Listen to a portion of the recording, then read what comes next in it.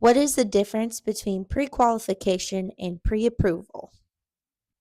So the biggest difference between those two would be a pre-qualification. When a lender digs in and gets a pre-qual for a buyer, they're mainly looking at a summary of the buyer's income. Maybe they got some employment history.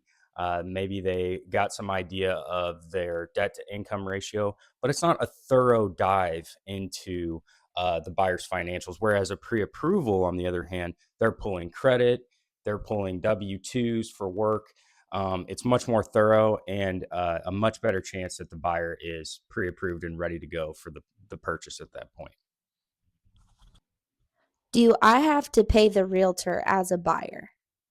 So, after some recent changes, this is a tougher question to answer. On the buying side, what I always tell my clients is I'm going to do my very best to get the seller to pay my commission so that you, as the buyer, are not going to be responsible. So I'm going to negotiate on your behalf to try and get my commission and my compensation taken care of by the seller.